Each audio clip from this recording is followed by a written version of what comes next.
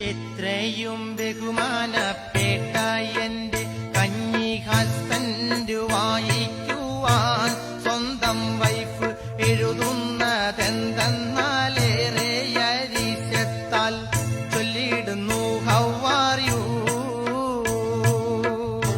ഞങ്ങൾക്കെല്ലാം സുഖമാണിവിടെ എന്ന് കരുതി സന്തോഷിക്കണ്ട. കാലമാട നിങ്ങൾക്ക് അവിടെ പോവല്ലാത്ത ബിസിയെന്ന് കേട്ടപ്പോ കലികായേറി.